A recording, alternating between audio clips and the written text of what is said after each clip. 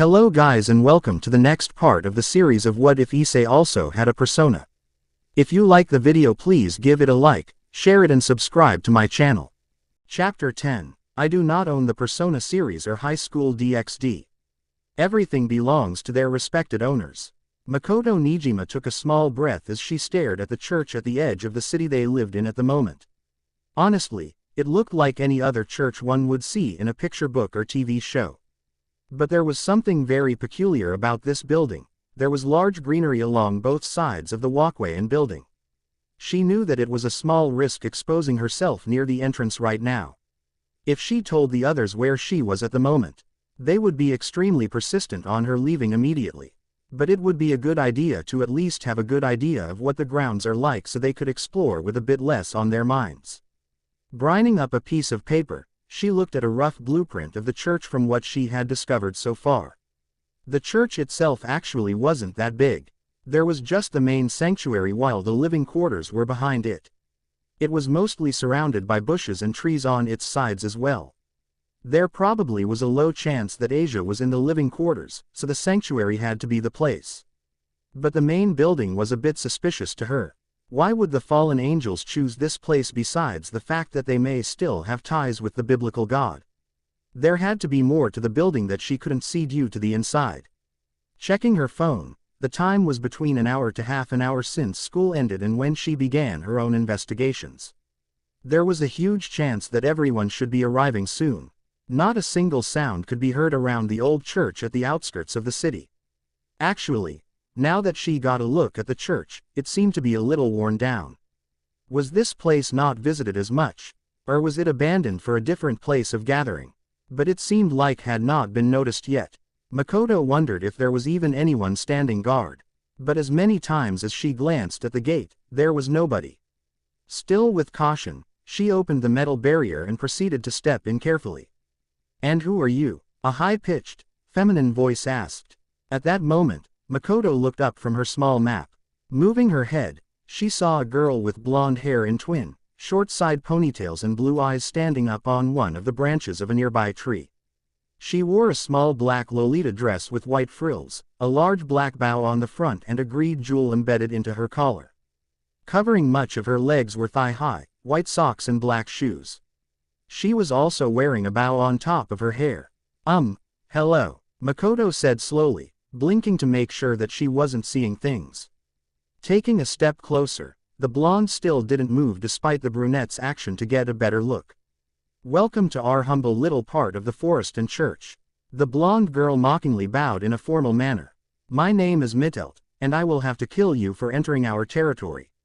Silent for a second due to looking over the small girl that had just appeared in her vision, it took the brunette a couple of seconds to reply. "I'm sorry, what was that?" Makoto then took a step back at the nonchalant attitude and wording that girl had displayed. "You're going to have to kill me. Plus you're saying R. Does that mean there are more?" "Correct." Looking at the other side of the pathway, Makoto saw two people with black angel wings descend from the air. The first one Makoto noticed was another woman, this one a buxom female with long, navy blue hair that obscured the right part of her pair of brown eyes. Her clothing was a violet, trench coat-like top with a wide collar, a matching miniskirt and black-heeled shoes. The trench coat was open at her chest, giving an ample view of her cleavage. The only item of interest was the necklace that hung around her neck. The other fallen angel that had showed up was one who looked very familiar due to a description. "Can I assume that you are Danesik-san?" Makoto found her eyes drifting over to the male out of all of the surrounding females. She made sure that she kept a visual on them altogether as she backed up a bit more just to make sure that none of them would attack. "Oh, just how do you know my title, human?"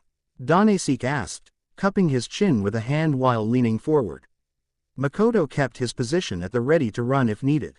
"Futaba mentioned you," she commented slowly, trying to be cool about the situation. "Said how you were a pretty decent person. Although, I'm not sure if I can say the same for your companions." The girl attempted to choose her words wisely. Yes," Danesik hummed in thought, looking up towards the sky. Looking back down, he stared at Makoto's red eyes. "So Futaba Sakura talks or has talked about me. Does she know where you currently are at the moment?" Stop holding a conversation with human, Danasik. The female fallen of the group chided with a fold of her arms. She's going to be dead soon and you don't want to give a corpse your sympathy. This made the male fallen angel silent for a couple of seconds, taking in the words of the other fallen. Let me see something, Kalawarner. He stated before addressing Makoto. I actually do not know your name. Makoto. Nijima, the brunette said slowly, puzzled at their rather relaxed reactions. Then again, they probably thought she was just a normal human and didn't see her as a threat. Although they did say that they were going to kill her for a reason she had yet to comprehend. Makoto Nijima, I advise that you leave the premise of the church immediately. Danasik stated, almost in a formal manner. He coughed slightly, clearing his throat. You are trespassing on private grounds without authorization. Due to your status as an acquaintance with Futaba Sakura, this is your one and only warning. One and only warning? Makoto asked, tilting her head as she slightly frowned a bit in thought. Well, they were supposed to be holding Asia somewhere in the church. But with something like that coming out of Danasik's mouth, what is going on in there? We don't have to tell you anything. Mitelt stuck her tongue out as she hopped down from the tree and stepped over towards the other fallen angels. Makoto however continued to stand her ground. Futaba and the others are on their way here right now to save Asia-san from whatever it is you guys are doing. She stated, we don't have to fight. This issue can be sorted out if you just let us enter and talk to Asia-san about the issue. If she wants to stay, we will go away without a fuss. If she says she wants to leave, we will escort her off the premise. Others are coming. Kalawarner narrowed her eyes. So that means that you are simply scouting this place out. It seems that we cannot let you leave here alive for certain. Why? Makoto asked carefully, already taking a step back. It was well noticed though as a spear of light whizzed right past her face and landed in the ground behind her. Beads of sweat began to fall down Makoto's face and she craned her head over to see the weapon that had nearly struck her head. After hearing about those beings from that boy and cat Rainier mentioned to us, along with the construct this Futaba character that spared Danasik, and now that blonde girl when she fought freed, there is an easy conclusion that you are all one group, and you are all going to attempt to save Asia.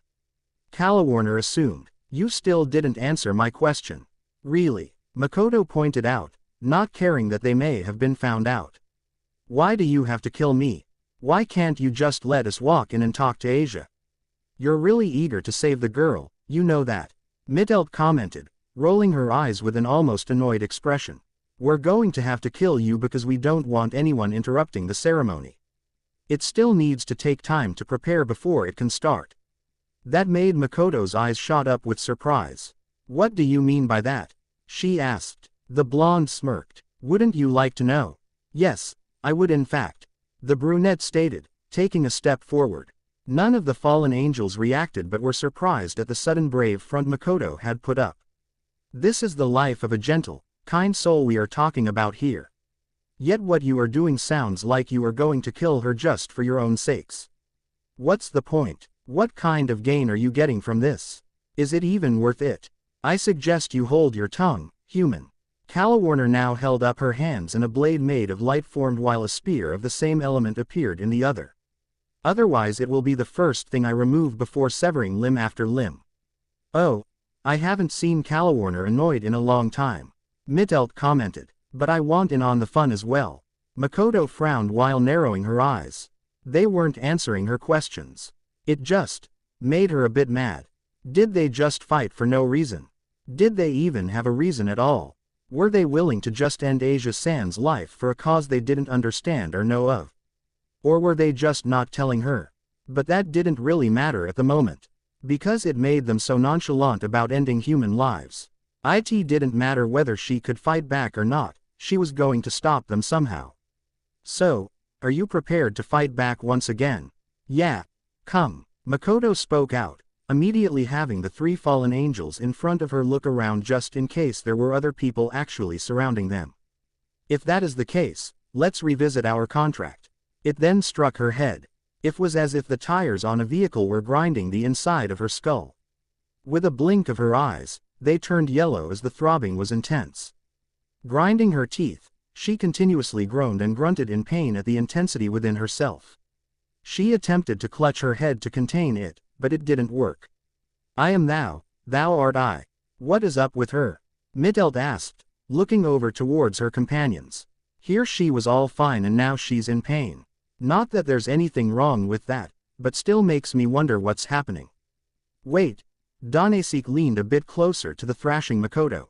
Her eyes, they're yellow, just like that other Futaba Sakura I saw before it turned into Necronomicon. So, I was right. Calawarner murmured, slapping her two weapons of light together. As they fused, they simply made a larger spear. She can bring out a summon just like those other people. She then brought her arm back to aim at Makoto. The justice you pursue, what do you think you're going? Danesik suddenly questioned, grabbing the taller, female fallen angel's wrist. These summons of there can be extremely powerful or even valuable beings.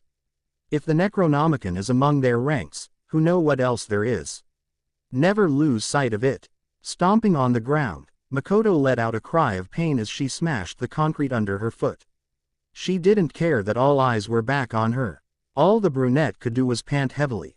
Raising her second foot, she stomped once again to create a small web of cracks. Suddenly, there was a flash of blue. Now celebrate this reunion with your true self. On her upper half of her face was an iron mask. One could still see her yellow eyes though as it looked like she was glaring. Taking advantage of the stupor, Calawarner yanked her armed hand free from Danesik's grasp. With quick aim, she ignored the male's protest as she hurled the light towards the brunette of the Phantom Thieves. It was too late though. As Makoto screamed, she had torn off the mask and a blue pillar of flames acted like a barrier to her. Soon, there was a loud sound. The roaring engine of a vehicle. As the fire disappeared, the three fallen angels blinked rapidly to recover and found themselves looking at some kind of motorbike. The frame of the bike was white while shining brightly like silver. Two thrusters were at the back and covered by a silver shield so that nothing would be able to damage such valuable parts. The front was the most unique part of it however as it presented a silver face being covered by a light blue transparent shield. Positioned right in the seat of the motorcycle was Makoto but in a different set of clothing. Her black suit fit her tightly, as if it were a second layer of skin. She also wore a long black scarf that seemed to flap in the air as if there were a wind blowing it back. There were shoulder and knee pads on her, and they were lined with spikes which helped give her the look of a biker while finishing the look with white gloves. Looking down for a couple of seconds, it looked like Makoto were unconscious while sitting on top of the motorcycle. But she immediately looked up, a fire burning in her eyes as she revved the engine violently. Bike, what kind of summon is that? Danesik muttered loudly. Mittelt meanwhile gave him a flat stare. So much for something like that being valuable, huh? She deadpanned. It's come, Makoto said to herself, remembering the freedom whenever she rode her persona. I've finally arrived. Looking over towards the three fallen, her eyes slightly narrowed into a glare. Gun it. With the squealing of tires, Makoto started up her bike and began to accelerate towards the ones blocking her way. Charring forward without fear, she got closer to the fallen angels within seconds. They seemed to be snapped out of their stupor though as she immediately took to the sky just before Makoto hit them all with the back of the motorbike wheel. Pulling the brakes, Makoto brought herself to a stop. This spirit, she said slowly, looking up towards the three in the air. I can feel it. I can feel it flowing through me. Second after seconds, she revved the engine menacingly. Glaring up towards the fallen, she seemed to make the bike roar with superiority. Let's go, Johanna. With a screeching wheel, Makoto spun her bike in a circle. Launching dust into the air at the same time, she partially blinded the fallen angle's vision and hid herself for a small window. But using that opportunity, she rode back near the entrance of the gates to the church to get distance. Pulling the brakes harshly, she skidded to a halt while the back of the exhaust pipes spat out some kind of blue energy. Such an aura was pumped out and careened towards the three that were her current enemies. Danesik, Mittelt, and Calawarner all quickly saw this coming and flew out of the way. Watching the blue projectiles collide with the church walls, three crystal-clear blue domes appeared and only grew for a bit until they suddenly disappeared. The destruction they had left behind was impressive, each of them leaving holes the size of medium to large-sized windows. There was no material really crumbling from it either, almost as if the energy had eaten and loose debris away with ease. But one of the three fallen angels did not pay attention to the damage that had been done to the church. Kalawarner kept her gaze locked on Makoto, who was riding Johanna, and kept her own gaze up. Eyes of the female, fallen angel narrowed. That thing, she breathed out quietly. That thing is named Johanna. Kalawarner's chin was lifted up higher just by a fraction. Such a holy name is used on an inanimate object. That is the name of my persona, yes. Makoto answered back straightly, keeping herself at the ready for a fight due to Kalawarner seeming to act a bit more hostile than before. As Johanna that important of a name? Did that mean the stories of the woman in disguise existed? Ignoring the fact the bike was dubbed a persona, Kalawarner took a small breath. Johanna is a legend among the history of the fallen. I myself have never met her, but tales of her make me look up to such a person.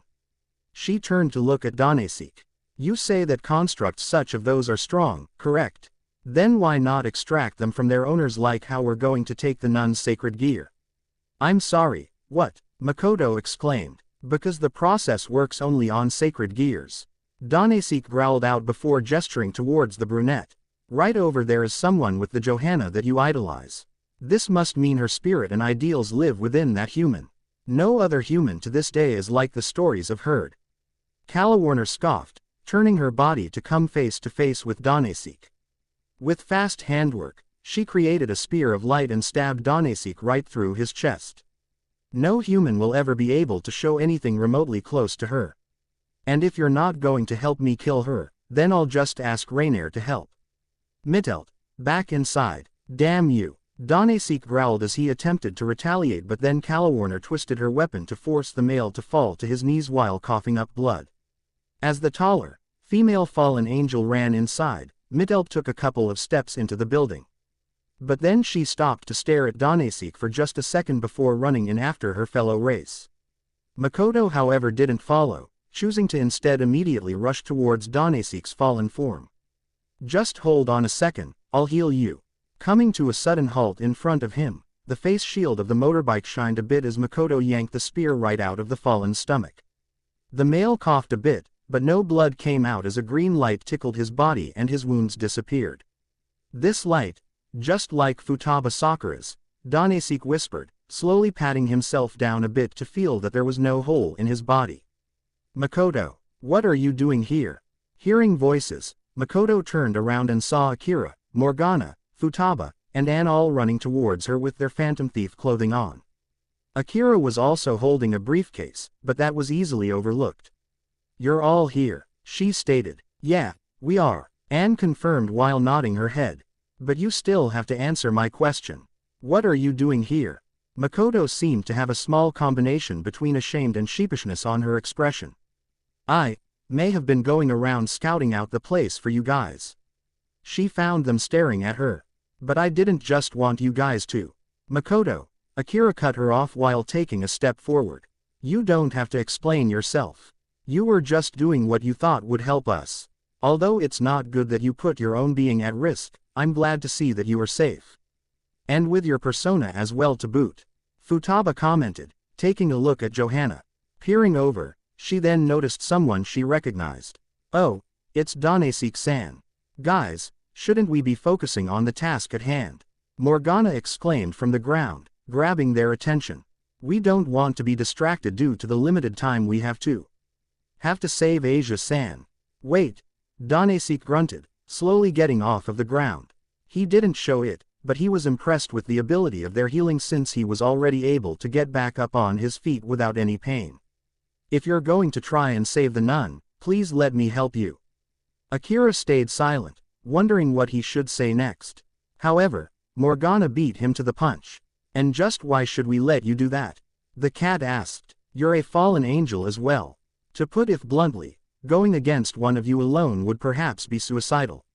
The fallen angel responded, but with a small squad such as yourselves right in front of me all ready for a fight, there is no way that I am willing to fight a battle that I've already lost. If there was a remote chance of me winning, I would fight. There is no result that I see though. He then looked over towards Futaba. Besides, I prefer not to anger the user of the great Necronomicon. Besides, I know the ins and outs of this place and you need to know what is happening. Not only that, but I have a score to settle and I was hoping for your help. Akira thought about it, only for a second though. The time they had was precious and they were wasting too much of it right now. Alright, you're in, but don't think about stabbing us in the back. Now let's get going. Nodding their heads, all of the phantom thieves and the fallen angel began to walk into the church. But then something made its way into Futaba's mind. So are we going to have to call each other by our code names again? Take a break. Quote. Sona Citri found herself thinking about something. Yes, she did have faith in Akira and the others saving the nun without any of them dying. But still, it didn't keep her from worrying about them. The feeling kept her features set in a small frown as she stood next to the window and was staring out beyond the school grounds. She knew fully well about the strength of the leader of the Phantom Thieves though. Or at least, from what Rias had told her about Akira. But there was also the amount of cunning and strategy the boy would display. From what was his first game of chess, from what she could tell, he had already taken out a few of her important pieces while his own line of defense was strong. Sona still won the match with a few more pieces on her side, but was impressed with the adaptation Akira had displayed. He was an interesting soul. A person she never would have expected to enter the supernatural world from her perspective. It was a bit surprising as well that it was a high school student who was the leader of the Phantom Thieves that were so known all over the world. Although, it did seem like the fandom died a bit and nobody really talked about them. But the boys seemed to be okay with that, not caring about the little fame people recognized him with. Perhaps that was another appealing trait of Akira, he didn't let and want the people get to him. But she felt like that wouldn't stop him from doing many things. Shaking her head, she thought once again to why she found herself so concerned. Maybe it was just because he was another student at Kuo Academy and she was concerned with every well-being of those that attend the school. Or, was she developing a different kind of bond? Sona was silent for a few more seconds. Turning her head, she saw Tsubaki just finishing up her own bit of work that needed to be done. Tsubaki. She waited for her queen to look up. Save that for later. We're gathering everyone and going to the church to help Akira-san and his group. Blinking, Tsubaki slightly found herself frowning in concern. This is sudden, Kaichu. The girl commented, getting up to her feet however. Are you sure this is a good idea though? Wouldn't this be a possible declaration of war? There is the chance. Sona nodded her head, but I can say that the Fallen had started aggressions first. Not only did they kill a human within Rias and my territory, but also attempted to kill Akira-san, Futaba-san, and Kaneko-san. With advances of violence on the table, we could possibly press charges if we don't kill anyone. Possibly, Tsubaki asked. Sona didn't say anything, choosing to stare in the direction of the church as Tsubaki left silently to gather the rest of her king's peerage. Take a break. That's right, use those legs. Akira and Makoto both grunted as their hands were upon the altar that stood at the very back side of the church. Pumping strength into their legs as Morgana said, the two of them pushed with some power and felt the large object move a little bit. With more strength put in soon, they managed to keep the altar moving until it revealed a set of stairs down to what appeared to be under the church. Wow, you weren't kidding when you said that there was a secret underground passage. Anne said to Danesik as she peeked down to the dark corridor where the black color swallowed the stairs. Although I shouldn't really be surprised about this kind of stuff. Do you think they heard us? Makoto slightly panted, done pushing the altar. We did cause a bit of noise just by moving this alone. If the other stray exorcists are down there and not slacking off, then yes. Danesik nodded his head as he took a cautious step down and peeked into the darkness and saw nothing due to the lighting. Following the fallen angel, the dark began to light up as torches could be seen lined along the walls. Huh, torches, can't say that I would have expected that. Makoto commented as they all carefully walked through a massive hallway that was connected to the stairs. This place is massive, Futaba added, looking around to the other wall which was a few of meters away from their positioning. Seriously, what kind of church has an underground passage? It's not like the building contractors would be on something like this or something, unless this is all illegal. Wouldn't really be surprised if that were the case. Right, Danesik said, we should be almost there soon. Reaching a door, Danesik pushed it open to reveal a massive room that looked a lot like a dungeon, or some kind of technologically advanced torture chamber. At the other end of the room, however, was Asia hanging from a cross as if she were being crucified. With a combination of lights and designs, there were even wires connected behind the cross that led to the ground. Right in front of them all of a sudden was a small army of what could be assumed as stray exorcists, judging by their priestly clothing. They all looked like they were ready to kill them. Armed with light swords, each and every one was armed and equipped like how Fried was back when Anne first fought the psychotic priest. Asia-chan, Anne exclaimed, seeing the blonde nun just seeming to float hang on the massive cross. The nun looked tired, nearly exhausted. But her head raised up when she heard a familiar voice. Anne-san, she whispered in recognition. But the voice was loud enough for Anne to head. Just hold on tight, we're going to get you out of here. This is a heartwarming moment, but you're all too late. Turning their heads, they all spotted Rainier accompanied by Kalawarner, Mittelt, and even Fried as they all stood right next to the cross that Asia was connected to. However, there were strange marks right between Rainier's cleavage and throat. The same symbols were also drawn onto Asia's skin in the same area. The ceremony has begun, and there is nothing you can do to stop me. Can't you see what you are doing? Akira stepped forward without hesitation. Only the stray exorcists reacted though as their weapons were raised up higher. But his hands were raised, as if in a peaceful gesture. This is a girl who had done nothing wrong. That girl is one who probably never even looked at any of you in terror or judgment. Look at her and think what you are doing. Rainier indeed did pause for a moment, slowly looking over towards Asia who looked so sad when before she was such a happy girl. Bringing her hand out, Rainier touched the odd signs. Asia soon began to scream, the marking lighting up as if on fire. Her cries were heard for a few seconds, but then the voice died out as she slumped down and didn't move. Asia-chan, Anne cried out. Don't worry, Panther, Futaba exclaimed, raising her hands as a few screens popped up in front of her. One of them showed an X-ray of Asia's body. In that picture showed a beating heart with a heart rate monitor at the corner. She's still breathing, but it's slowly losing its beats per minute. Of course that would be the case, Danesik stated, placing a hand on his fedora. That cross there is what is separating the nun from her sacred gear.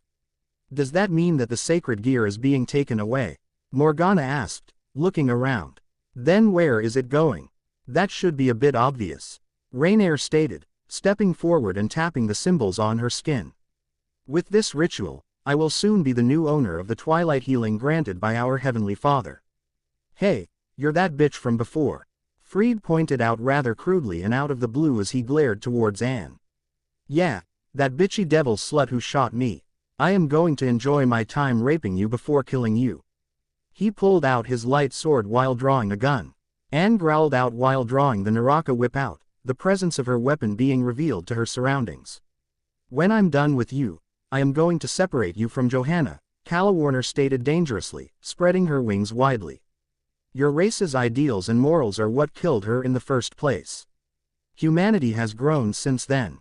Makoto responded back, raising her fists to show that she was holding some kind of strange batons. While I can't exactly say that everyone has changed, some of us have at least. They were colored gold and shined in the light that was under the light provided by the room. The brunette held the weapons in the middle of their body as that's where the grip was. Small cones were on both ends of the middle, with the point connecting to the middle. Groove within the cone were small to make it look like it was a grand design. After that first cone was a second one. But then that's when the design one changed, showing 6 gold, folded talons pinching down on sharp points that were the ends of the weapons. Vajra was extremely valuable since it came from Asura after all. Well, I guess it's just me and you then, cat. Mittelt shrugged her shoulders. Not going to be much of a fight though. That what you think? Morgana commented as he rested Clyon Soleil on his shoulder. You embarrassed me back in the park. Humiliated me, Rainier growled out while looking at Akira. With hands prepared, 2 light spears for in her palms. Now it's time that I return the favor.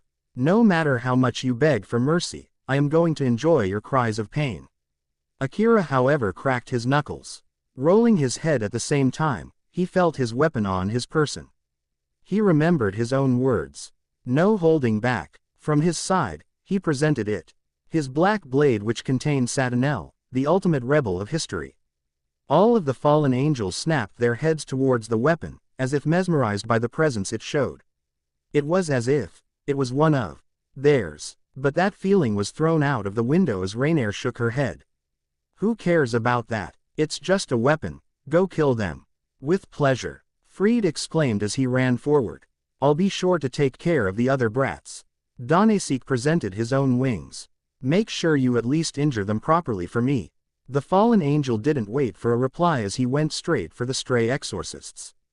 As Makoto, Morgana, and Anne all went to their separate opponents, Akira and Rainier glared at each other as they both charged forward to one another. Leaping into the air, Akira attempted to kick the female, but she held her arms up to block and pushed him away. Attempted to close the distance right away, she soon came face to face with Arson and found herself blocking against while being brought back to the ground. Watching Rainier go for his airborne form, Akira used Arson to flip him around and disappear at the same time to flip over an incoming stab. Taking out a card from his pocket, there was just a drawing of a giant cut, giant slash. Slashing the card, a large horizontal mark popped out of the card. Coming into contact with Rainier, the fallen was sent careening towards the ground with a large slash mark on her back while bringing up some dust. Landing on the ground, Akira heard noise and looked over to see that everyone else had began fighting. Futaba meanwhile had been attempting to sneak over to the cross, but it had been very difficult with many stray exorcists coming towards her. Fortunately, Danasik managed to protect her at the same time. Eyeing Rainier again, he blinked and saw that she was gone from her spot. Behind you, he heard her voice. Quickly turning his head, he saw Rainier preparing a slashing motion with a spear of light. But due to her arched back, he noticed that the cut he had left on her backside had just vanished before being knocked away towards one of the walls. With a large cut on his own back, he skidded along the ground. Remembering which pocket held which cards, he pulled out a card that had a small amount of green sparkles on it. Getting back to his feet, he ducked while stabbing the card to avoid a light spear to his face thanks to a charging Rainier. Persona. Feeling a small warm tingling on his back, he summoned Arson again and the persona launched the fallen angel into the air with a punch. With his back hurting a bit while stepping back, Akira took a deep breath as he flipped the grip in his knife. As Rainier fell back down, Arson grabbed her and pushed her against the wall. With a small combo of punches and kicks, Akira landed a few hard blows all over her body. His persona soon released its grip as it landed a blow of its own onto her face. Rainier's face and body was covered in cuts and bruises when Akira ran off to attempted to help the others. But then he saw a green light out of the corner of his eyes. Turning around, he found himself guarding against a pissed-off Rainier who didn't even look like she had been injured in the slightest. "Just how are you?" Akira gritted out as he struggled against Rainier. "Twilight healing," Rainier answered, doing her best to push against Akira as well. "Thanks to your early interference, the ritual is taking much longer than expected it seems. But slowly, Asia's life is being drained away, her sacred gear coming into my body for my own uses. It's nice, don't you agree?" "It's disgusting," Akira stated. "What are you even doing this for?" "Myself. Isn't that the obvious answer?" Rainier hopped back to gain distance before launching herself forward with nice speed. While Makoto was fighting Kalawarner and Morgana against Mittelt, Anne and Fried stood against one another. Stretching her whip, Anne watched as Fried ran straight towards her. Lashing back and forth, the bastard seemed to be much swifter than before somehow and managed to avoid more than blocking. "Carmen!" Anne shouted as the persona showed itself in a black orb surrounded by red formed right in front of Fried and dropped down while being absorbed into his body. What was now going to be a powerful strike was now a normal slash as Anne lifted her whip and pulled the tip so that the tether blocked the incoming sword of light. "Ha, are you just a small trick bitch, you slutty devil lover?" Fried sneered, pressing down harder on his weapon but couldn't make Anne budge. "All I see you doing it try to whip me into submission. Who knows, maybe I'll eventually rip that damn thing out of your hands and start using it on you." "Fat chance," Anne exclaimed as Carmen swung the man attracted the vine it held right at Fried and the male had to jump back to avoid a hit to the face.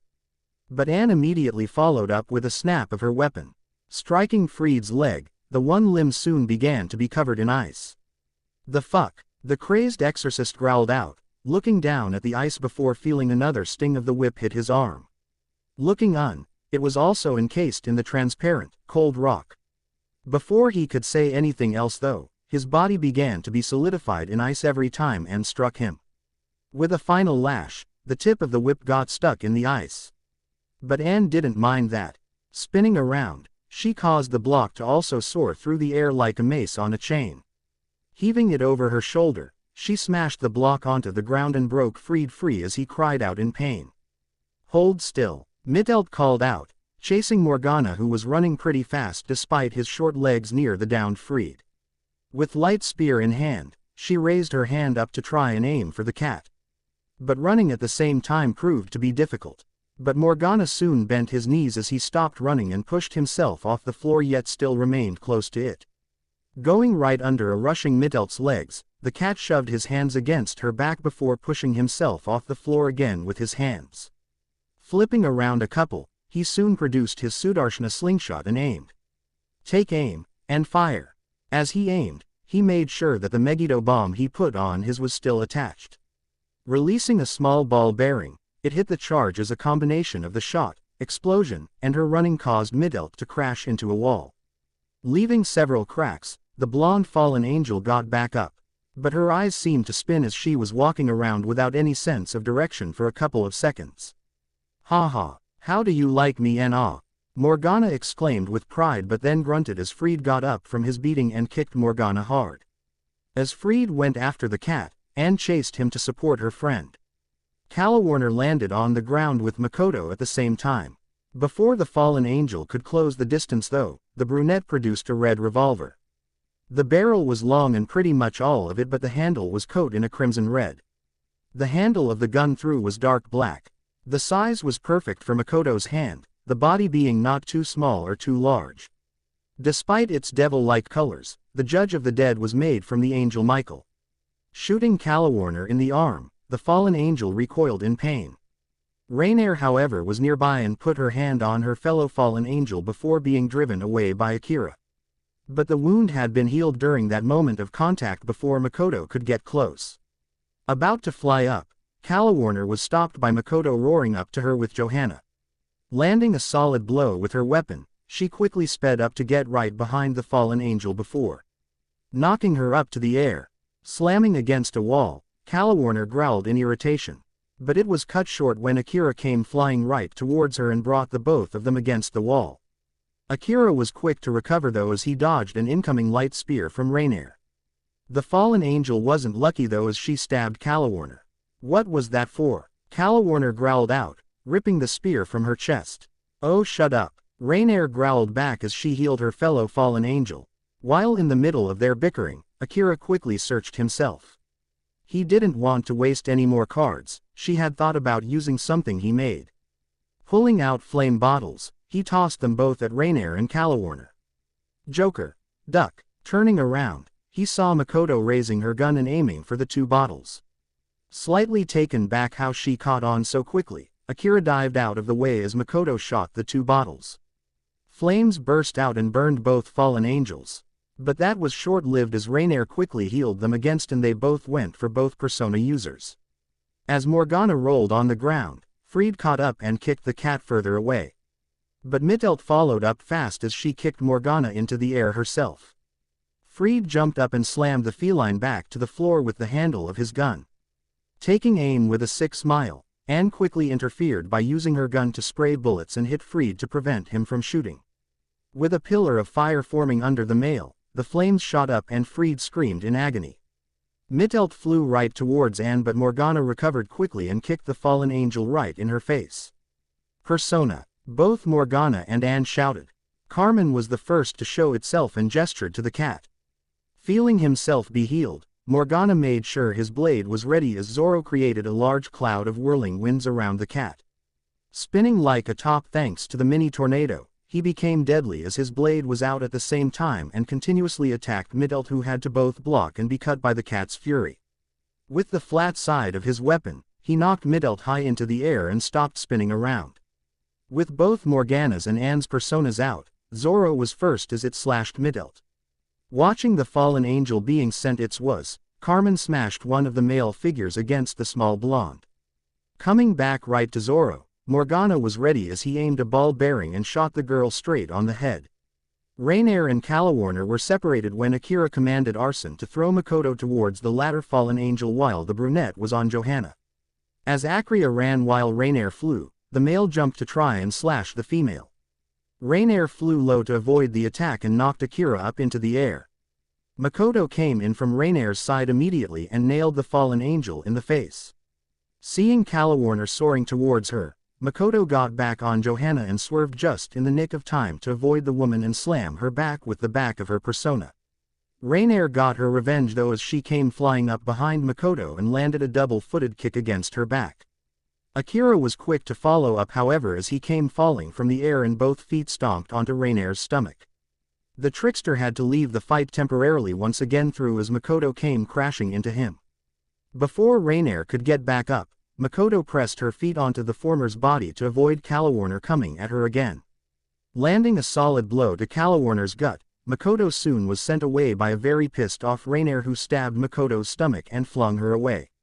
But Akira followed up with Arson planting 2 feet against her face. Calawarner appeared from the sky soon and slammed the boy to the ground. Makoto's body shined green a bit and she went back into the fray and crashed into Calawarner with Johanna once more. Rainier charged forward in fury and landed a punch on Makoto's face. Left open with that attack, Akira ran up and slashed Rainier's back. Holding his hand up, Arson suddenly grabbed his arm and pulled up to avoid a spear to through his chest from Calawarner. The fallen angel immediately came face to wheel with Johanna as Makoto came riding in once again. Seeing Rainier go for him once more, he pushed against her head at the right time to avoid her spear and commanded Arson to punch her again. Soaring towards one another, Rainier slammed into Fried while Calawarner crashed into Mittelt before all of them hit the ground in a pile of bodies. God damn it! Rainier roared in anger as she was the first back to her feet. What the hell is wrong with all of you? Why aren't you even killing these humans? Clenching her fists, she tried to use the power of Twilight Healing to repair her body. But nothing happened. What? Rainier exclaimed, looking around to what the hell was happening. Why isn't the sacred gear working? And, done. Futaba let out a cry of victory as she was standing right next to the cross where Asia still hung on. The orange-haired girl had her attention set onto the blonde though as she had a screen up with the symbols that were on Asia and Rainier's body. Alright, no more healing power for that Ray, Nar, E. Slowly turning her head to see everyone staring at her. I'm in trouble, aren't I? Nobody bothered to notice all of the stray exorcists on the ground and out cold. Uh-oh, Fried soon sang out, standing up. Is this what's called a precarious situation? Fried, Rainier growled out, standing right in front of the stray exorcist. Don't you fucking dare try to escape. You're going to see this to the end, or I'm going to kill you myself. Fried twisted his face into a thoughtful frown. But that was gone within seconds as he cracked a grin. Nah. Releasing the magazine on his gun, the object clattered to the floor. An eruption of light blinded everyone in the area, causing them all to shout with surprise and cover their eyes due to the sudden shine. That damn Fried, I'm going to murder that bastard when I'm done here. Rainier roared as Fried escaped through the door. But first, take care of that bitch that stopped the ceremony. Oracle, run, Akira shouted as he rubbed his eyes to recover faster. But what about Asia-san? We can't just leave her here. Futaba exclaimed, looking around to try and find something that could help them. Rainier glared at the girl and lunged for the hacker. Did you forget about me? Danesik responded as he blocked her spear. Thanks, Danesik-san. Futaba nodded her head despite the fallen angel not being able to see it. Attempting to pry the girl off, it was almost as if her arm were magnetized to the cross. I can't move her. Like we're going to let you. Calawarner and Mittelt both flew towards Futaba once again but then Arson grabbed them both by their ankles and pulled them back down. All of you, help Oracle. Get Asia-san out of here. Akira ordered as he tossed a card with several large snowflakes Mabufudine to the group of fallen angels and shot it with his gun. As jagged trees of ice grew from the floor, the rest of the phantom thieves were all at the cross. Come on, Morgana growled, pulling on one of Asia's arms. Move, it's working. Anne exclaimed, prying the other arm off with Futaba's help. We're separating Asia-chan from the cross. Save your breath for this. Makoto gritted out, putting a lot of strength into pulling. Almost. There, with a cry, all of them pulled Asia off of the crucifix and landed on the floor. Come on, we have to go. Now. What about Joker? Futaba exclaimed. I'll be fine. Just go. The leader of the Phantom Thieves managed before having to avoid a spear to the head then a spear to his leg. With Arson and him fighting, it was enough time for Morgana, Futaba, Anne, and Makoto to run out of the room and up the stairs. So what are we supposed to do now? Just sit around and wait? Anne asked, setting Asia down onto a wooden bench as they made it up to the upper level of the church. Well, we weren't really told that we weren't allowed to go back down. Morgana answered, but then Makoto raised her hand to stop them. Wait, she slowly said, looking at the altar and the hidden passage. I actually have an idea. Morgana, do you have any more bombs that Akira's made? Take a break. You damn traitor. Rainier growled and she faced off against Danesik. What do you think you're doing? That is my question, Rainier. The male fallen angel replied back. You know that this was not supposed to happen, yet I still followed you. Not only killing that owner of the sacred gear, but also taking one from the nun. Both of those actions go completely against Azazel-sama's orders. I am at least minimizing the punishment I will receive when he finds out about this entire ordeal. Not unless I kill you first. The black-haired female fallen stated. Joker, can you hear me? Futaba's voice roared in Akira's ear as he winced at the volume for a second, which earned him a fist to his jaw. Crystal, he stated, rolling his mouth before leaping back to avoid more attacks from the duo of fallen angels. All right, Queen has a plan and it's already put in action. All we need you to do is get back up the stair just a couple of seconds before the fallen reach the top. Easier said than done, Akira commented as he retaliated with a slash from his weapon, but then it was avoided. But can you do it? Futaba asked. A smirk formed on his face at the question. Who do you think I am? He asked. Running towards a wall, he looked back for a second to see Calawarner and Mittel chasing him still. Looking forward once again, he jumped up and kicked himself off of the wall. Landing on the ground, he began to run again. Raising his gun, he shot Rainier's arm as she was pinning Danesik on the ground. Come on, we're getting out of here. Akira rushed past Danesik as Arson grabbed the fallen angel by the arm and dragged him along until it was near Akira. They're going to follow us though. The male pointed out as he jaggedly gestured to the three fallen angels that were chasing them. We just need to be ahead of them at all times, Akira stated as he began to pick up speed. Spear by spear, they passed him and Danesik. Grazed, they did their best not to stumble as the stinging pain as that would lose them precious distance. It then hit Danesik during their run. What am I doing? I have wings. Akira soon found himself lifted by the back of his jacket as Danesik began to fly them through the hall. Flailing his arms a bit, the phantom thief looked back to see that the ones chasing them had also spread their wings. Guy, we're coming up to the exit.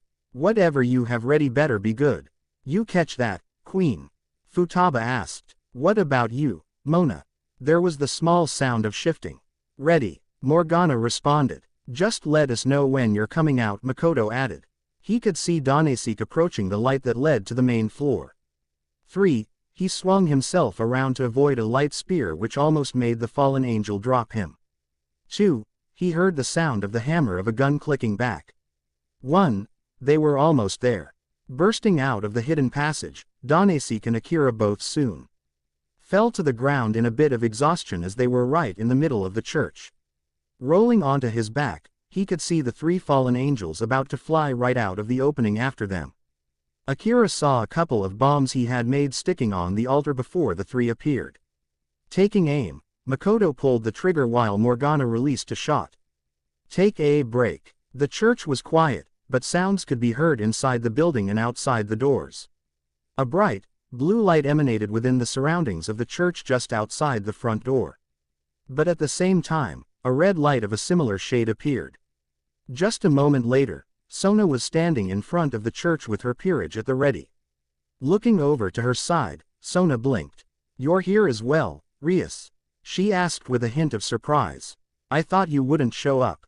Originally, I wouldn't. Rias sighed, placing her hand to her forehead. But a couple of my peerage members are concerned about those that are involved.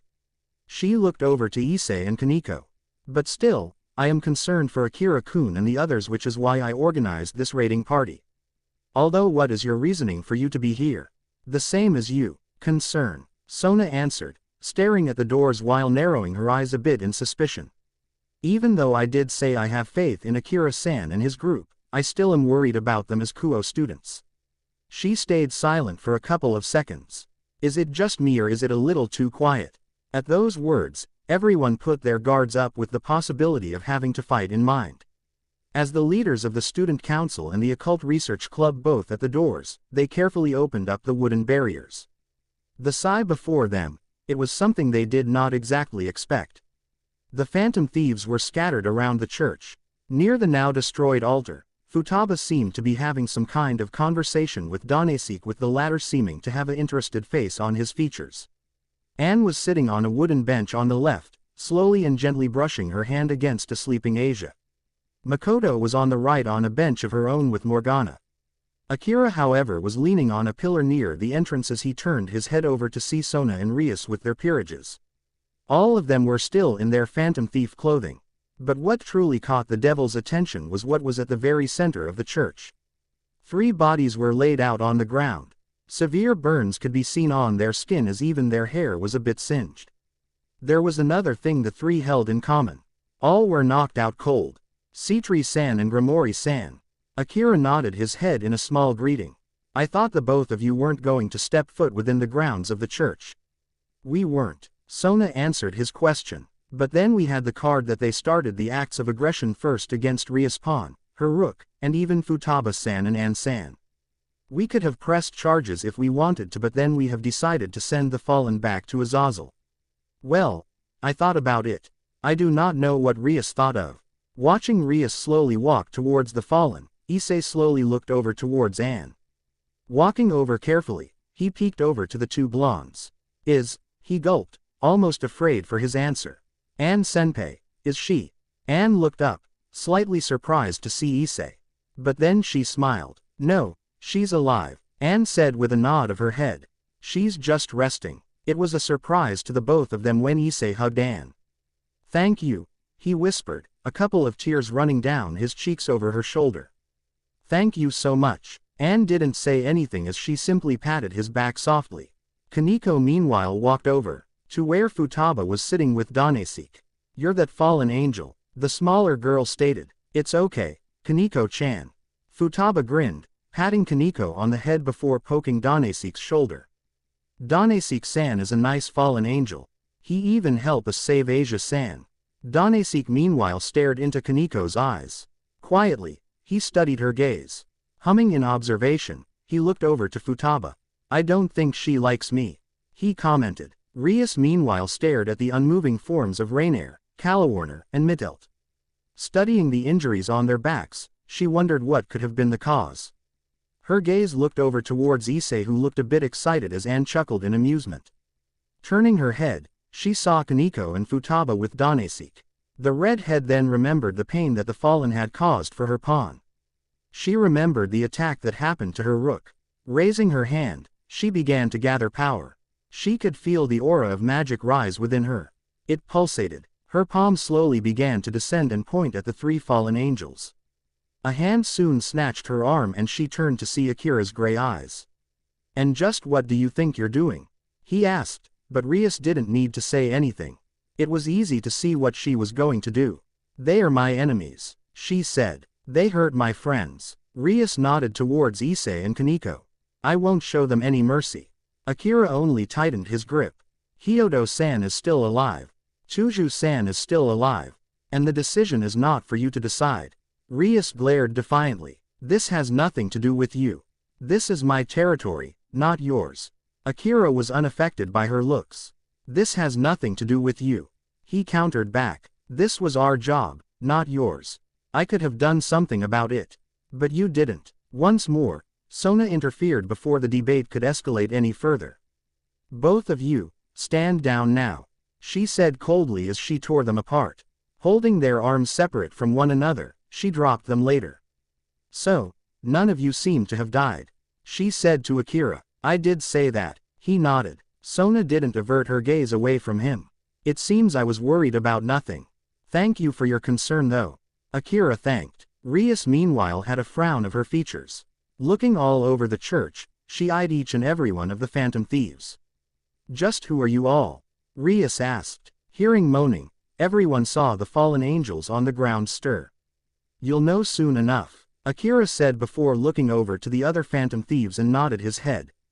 Everyone got up to their feet as they walked closer to the fallen while drawing their ranged weapons. Morgana went over to Futaba's end and stood his ground. Everyone watched as the females began to push themselves off the ground shakily. Looking up, Rainier's vision presented Rias, Sona, and Akira. You, she exclaimed, attempting to pounce but then froze as a bullet shot right past her face and onto the ground. Pointing his gun, Akira ignored the surprised and shocked looks from Sona and Rias as they were staring at his firearm. Isn't this enough already? Akira asked while still holding his pistol up. I mean, haven't you had enough? What is the point of fighting anymore for you? We beat you. Can't you just accept that? Why should I? Rainier screamed. Lesser beings like you are supposed to scutter and escape before us like insects. We are your superiors. We are your betters. We are gods compared to you, and we will judge you for your crime of existing. Such big talk coming from someone who looks like they can't even fight back right now. Sona said, putting a hand to her chin. Looking over to Akira to see his reaction, she slightly frowned. Akira-san, is everything all right? Akira buried his face into one of his hands in what seemed to be a small emotion of frustration. He took a deep breath. I tried to talk. I want you to remember that. I tried to reach out. I tried to understand you, and now I understand you perfectly. I understand that you just don't care. Now, I don't know if you were all here to invade, infiltrate, or just kill all sacred gear users in the city. I don't suppose it really matters now. You are a threat to the people who live here. That is the role you seem determined to play. So, it seems that we. Anne pulled the handle back to prep Wild Hunt. Must play. Morgana pulled back the chains of Sudarshana. Ours. Makoto clicked the hammer on Judge of the Dead. The ones who protect whoever we can. Futaba stood her ground but then Nakornamikan hovered over the three fallen angels and flashed a spotlight on them. Akira narrowed his eyes as he primed his own gun while all of the fighting phantom thieves pointed their firearms at them. When we're finished with you, Danesik will take you back to your leader and explain everything. Who knows, some of you may even have a change of heart when you get back. And even if you don't, remember this. You are not welcome here until we see it fit. This city is protected. We are the phantom thieves. Akira, Morgana, Anne, and Makoto immediately all flipped backwards before jumping into the air. Necronomicon in turn shined a light so bright that it nearly blinded everyone but the phantom thieves who were watching. Within the bright setting, all the devils and Danesik could make out four silhouettes charging back and forth around the three fallen angels who seemed to be being knocked back and forth. Sona and Rias all stepped back when they saw the five phantom thieves appear right in front of them. Akira adjusted his gloves with a smirk. Morgana folded his legs while sitting on Akira's should with a cocky grin. Anne made a V with her fingers with a mischievous smirk. Makoto had her back facing the two devils with a serious look. Futaba had a manic smile as she had her hands on her glasses. And we have stolen your victory. Yes, I know that the persona Cybele creates Sabazios is technically Makoto's ultimate weapon. But let me explain. While yes, it does have more damage than Vajra, Sabazios is only stronger by 8 attack points. Seriously, 280 compared to 272 only for melee attacks and no use of a persona. Critical hit rate isn't going to be much of a useful thing in this story, so I allowed Makoto to have the power of random ailments. There, I'm already digging myself into a grave, so let's get the crane shovel already. Calawarner talking about Johanna will be explained later. Much later. It wasn't that good of an intro. Heck, Makoto's intro was maybe passable at best, but it's the best I could come up with. I have a feeling several of you will say that it was forced. Boy, did I have a time with that fight scene.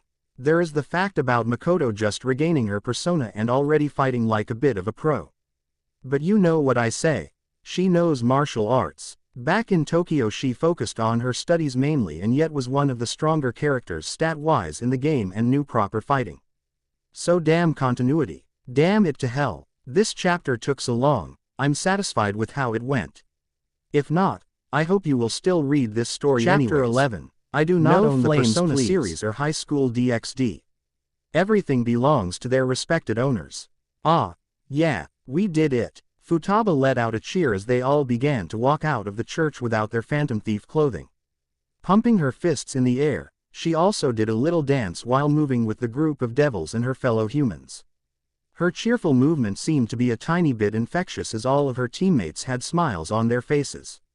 After knocking out all of the fallen angels, Danesik made sure to find a way to bind Rainier, Kalawarner, and Mittelt. With a promise from the male, the Fallen vowed to make it back to the nearest meeting point for him to take back his fellow race members to their leader. With a quick farewell, he dragged away the trio of unconscious girls out of the church and out of sight. There was still the issue about them being seen in public, but that was their problem. This calls for a celebration. A celebration of both saving Asia-san but also the reboot of the Phantom Thieves of Hearts. Futaba declared, pointing a finger in the direction towards Akira. And I'm not going to take no for an answer.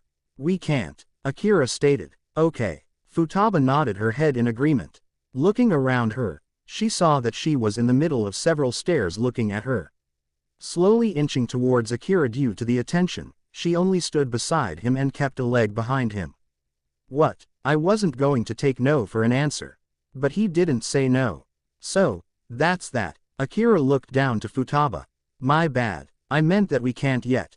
He rolled his neck, noting the stares he was receiving from Sona and Rias. Even Issei looked at them. But the male brunette had a look in his eyes that Akira was unsure what to make of it. If we're going to have to celebrate, we should wait until Asia-san is conscious. We should also let her decide what it should be. Anne looked over her shoulder and kept an eye on the sleeping fur of Asia who was being carried on the fellow blonde's back. Yeah, it's only fair for that to be the case. Plus I'm pretty sure that everyone else is going to be excited. Which actually come to mind, she looked over to Issei. Do you want to come along as well when we celebrate? Issei blinked a couple of times after realizing that the attention was brought onto him. Me? He asked in surprise, pointing to himself. Yeah, I mean, you were kind of involved with this as well.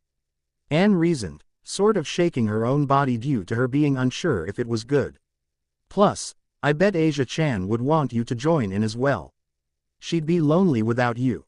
Oh, can Kaneko-chan come as well then? Futaba skipped over to the white-haired female and wrapped her arm around the smaller girl's head.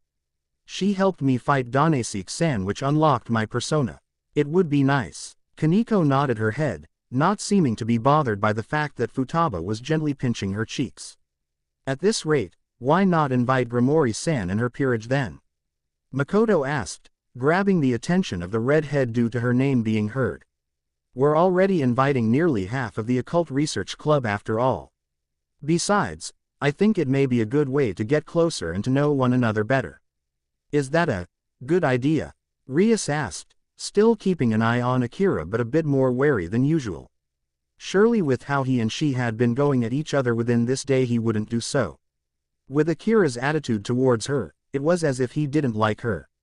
I suppose, Akira answered. Wait, what? Rias asked, putting a lot more force into the last word than there should have been due to surprise. Why, don't you hate me? What gave you that idea?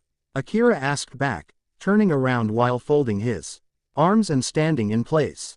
He leaned against the gates of the church, looking up in thought. It then hit him. Ah, those moments. He then waved dismissively. Don't worry about that. While you could have approached the situation a lot better, you at least had a reason or two. Besides, it's probably wouldn't be fair if only Hyodo-san and Kaneko-san only were invited. Speaking of which, Akira turned. Want in as well, Citri-san. Your peerage is welcome as well if they want. While your invitation is welcomed, the choice to accept it is debated at the moment. Sona stated coolly, not fazed at the sudden question. However, Akira-san, I need to have a talk with you. You are needed for this too, Rias. Both characters stared at each other silently while everyone else seemed to stare. Akira blinked a couple of times. Well, he asked, privately. Sona added while holding back a sigh. She swore she saw the ghost of a smile on Akira's face as the boy stepped off of the church's property before turning around. Guys, I'll be a bit late. Go back home. Asia-san will have to stay with the girls until further notice. Akira planned out for his other phantom thieves. Seeing them nod their heads, the humans and cat all walked away while doing their best to prevent the sleeping blonde on Anne's back from waking up. Everyone, return back to your homes. Sona ordered and all of her peerage did as they were told. You too, guys, get some rest, Rias told her own peerage. Soon, all of the devils were all gone as only the leaders of the groups were left standing in the middle of the sidewalk. Right, let me cut to the chase since it is late. Sona folded her arms with her eyes slightly narrowed. Wait a minute, Sona. Rias cut her friend off. I think I should be able to ask a few questions first. The redhead earned a look from the bespectacled girl. Don't look at me like that. You seem to know more about Akira-kun than I do. It's not fair. You are actually serious. Sona rubbed her eyes. Fine, I suppose now that the cat is out of the bag you may question him. Are you really a phantom thief? Rias cut Sona off before she could finish her sentence. Leaning forward, the redhead forced the male to lean back in response to avoid their faces being close to one another. Yes, Akira answered. Can you please lean back now? I have work tomorrow and I don't want to go in with an injured back. Looking down, Rias then realized how close she was to Akira as she stepped back for the boy to stand back up straight. It took her a couple of seconds, but then she realized that he was being rather nonchalant about him revealing his secret. Not only that, but Sona didn't seem to be surprised. You're rather open about that secret. Wait, does Sona know about that as well? I did just announce who the others and I were back in the church. Not only that, but Citri-san figured me out some time ago as well. The male pointed out, which earned him a hum of understanding from the redhead. He looked over to Sona, who seemed to be giving him a look that said to finish the conversation soon. I'll allow one more question. He immediately stated, can you get me all of your autographs? Rias asked eagerly. Okay. Didn't see that coming. I'll try to remember, Akira said, that seeming to satisfy Rias. Hearing a cough, Sona had a fist up while her mouth was just above it. If I may remind you all of the reason I called you both out for this. She finally managed to get their attention again. Now, Akira-san, I expect the truth from you. Without question. Akira nodded. Good, Sona replied. How did you get that gun? She gestured to his chest. But what she really was pointing out was the gun that would be hidden in his jacket if he were wearing his phantom thief costume. That pistol has the presence of Lucifer-sama and even some residue of his power. How is that possible? With a persona. Akira answered her question. Sona frowned while Rias wore a confused expression. With a persona. Sona trailed off. I thought your persona was arson. He is. The black-haired male nodded his head in confirmation. But who said that I had only one? The black-haired girl raised an eyebrow. You have more than one persona? She asked. From the explanation Rias told me from Morgana-san, I thought people can only have one persona. I'm a special case, was his reply. And with, Akira trailed off, thinking about if he should mention the Velvet Room or not. Nah, that would lead into another wide conversation that wouldn't be of any use except to satisfy curiosity. Various methods. I used a persona of Lucifer to create a gun from his very body and energy. Sona opened her mouth, but then closed it shut. That is perhaps the best, most simple yet complicated answer I think I'm going to get from you for the time being.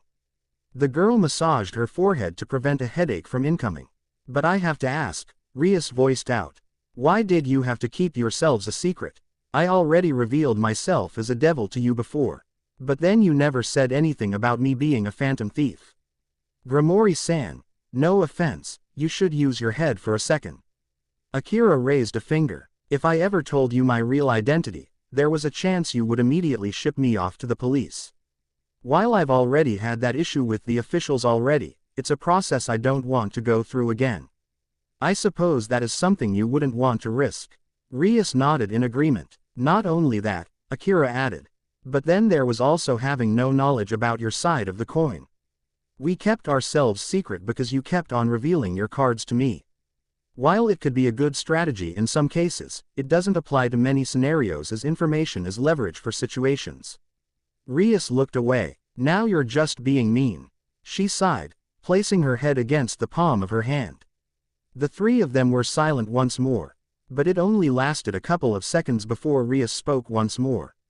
Thank you for saving Issei-kun's friend. She slowly let out. And, I'm sorry about those times we interacted with one another today.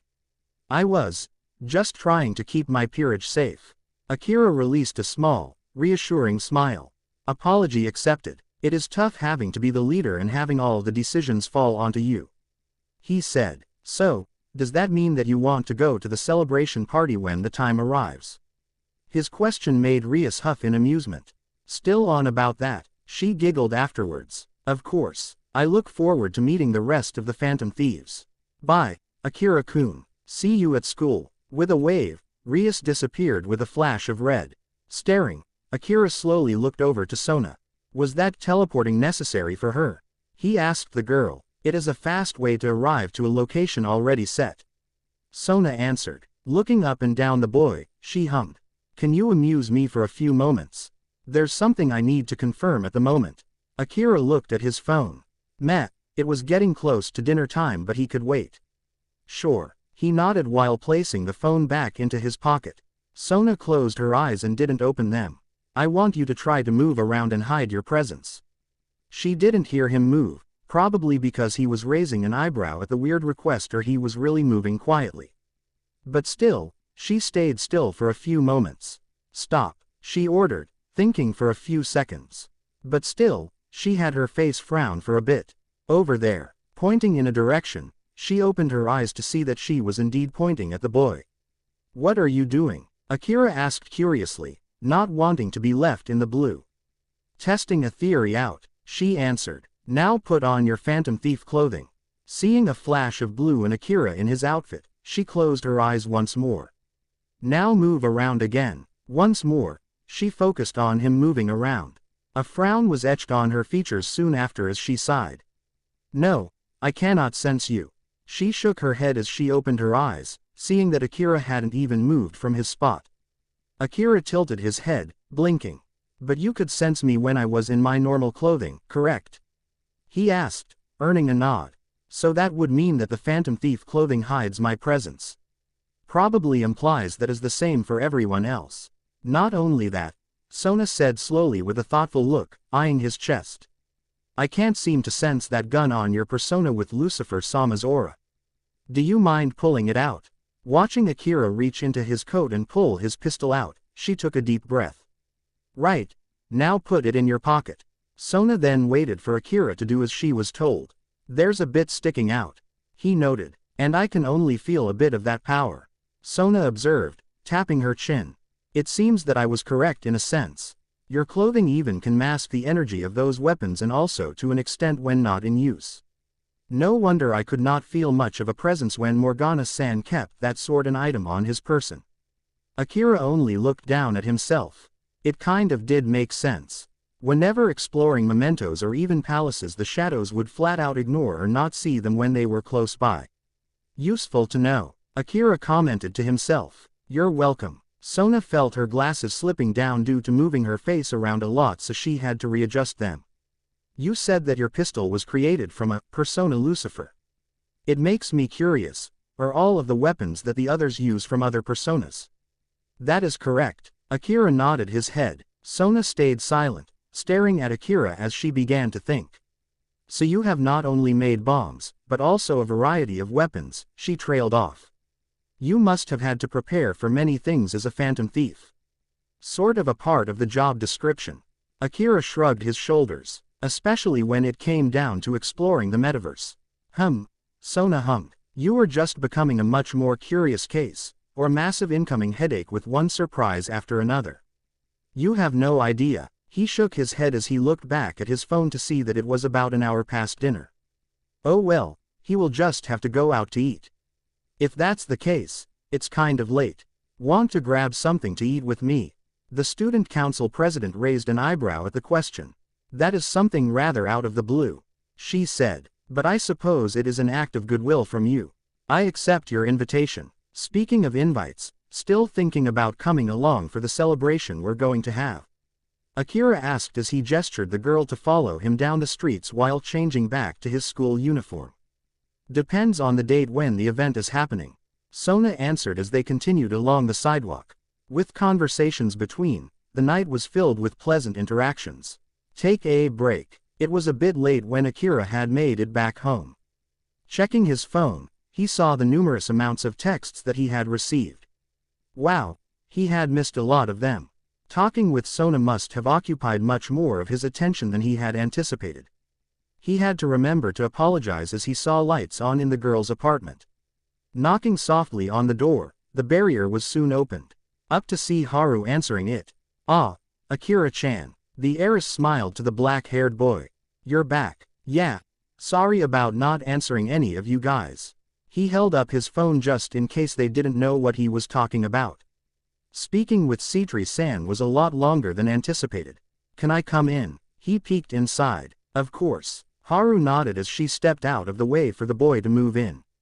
Everyone else is here as well. She placed a finger to her lips. You may want to be a bit quiet as well. Asia-chan is still resting. She must have been quite exhausted with the attempt of her sacred gearing almost being removed.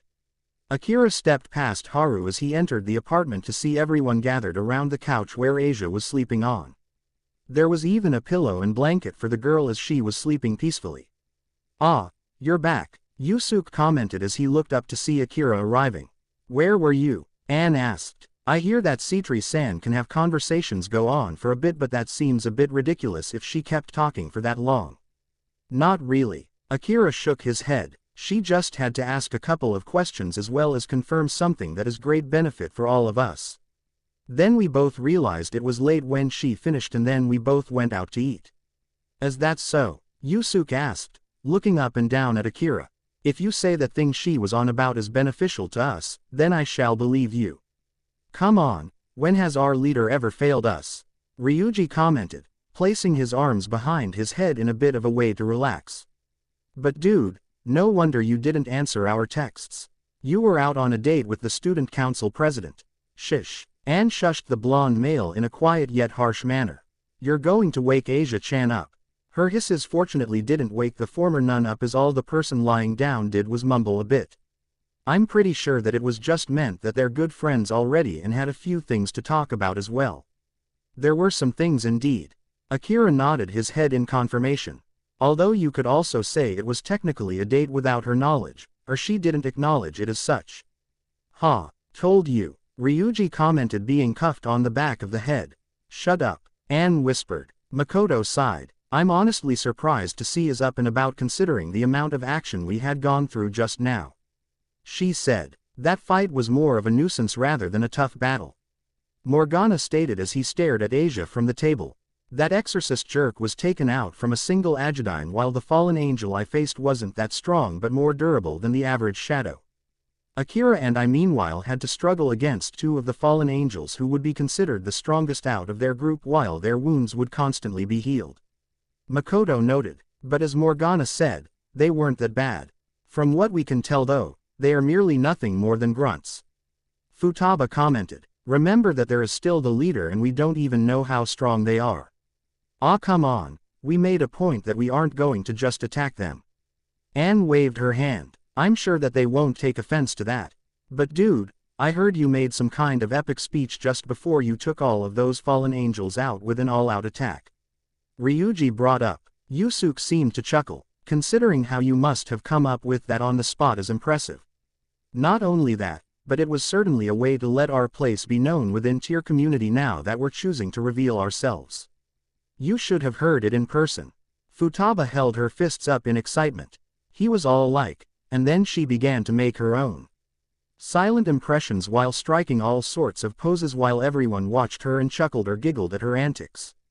But yes, we are indeed going to be big considering how the Phantom Thieves were known throughout the world. If news of us coming back up reaches the fallen angels, who knows how much farther it will go. Yusuke began to wonder. Then we just have to get ready for the oncoming battles. Ryuji remembered to whisper at the last moment to not be scolded again. But that makes me think that we ourselves will need our personas. Haru spoke out from the side. Only Ryuji-kun, Yusuke-kun, and even I need the opportunity to unlock our personas. But, she trailed off, unsure if she should finish her sentence or not. That would mean that we're putting ourselves in danger if we do. I really don't want any of us to be hurt. Hey, that's when we choose to leg it. Ryuji answered. It's okay to be scared or what not to do. It just gives us another opportunity to come back with more confidence or time to think about what to do. He gently patted Haru on the back. Just know that when times are tough, there's still us to support you. That last sentence was completely out of the blue. But still a nice bit of speech from you, Ryuji. Anne gave her own opinion, getting a small grumble from the male blonde who still smiled a bit in return. It then hit Akira. Oh right, Grimori-san wants our autographs. With that reveal of information, everyone turned to look at the leader of the Phantom Thieves. Ryuji, Anne, and Futaba all had their eyebrows raised. Yusuke had a curious stare. Haru had her mouth open, thinking about something to say. Makoto had a blank look. Morgana meanwhile blinked. I guess that means she's a fan. Huh. Go figure. Take a break. Can I have your autographs as well? Just as Akira had handed the paper over to Rias with all of their signatures on it, he heard the voice. Ignoring the excited look on the redhead's face, Akira just settled for looking at Issei, who looked pretty eager as well. Oh wait, even better. Can I have individual photos of you guys and have them signed? Anne Senpai looks really good in that skin-tight suit of hers. The brunette even added, that's going to be up to Anne if that's the case. Akira said, damn. Take a break. Guys, this is supposed to be our apartment, right? Ryuji looked over to see everyone else just standing in front of the property that was supposed to be the building that they were living in. Even Asia was among them since she had no place to go and Anne offered the fellow blonde girl to stay with them for the time being. Everyone else seemed to be staring at the massive building as well as Ryuji simply turned back to look at what they were seeing. The building was big, still as big as the building that held all of their apartments. But then there was only one door among the entire building on the outside. The color was redone, the paint job given to the building being a combination of black and red. Windows lined the outside in a neat and orderly fashion. But then, there was an actual garden was laid out at the front around a green lawn. Slowly walking along the walkway that led them to the entrance, they kept on giving each other weird looks. Maybe the owner had some renovations done? Anne asked in an unsure tone. I doubt a job like that for an entire building could be done within the span of school hours. Makoto confirmed. Arriving to the front of the door, Akira looked down to the knob and saw that there were a couple of keyholes.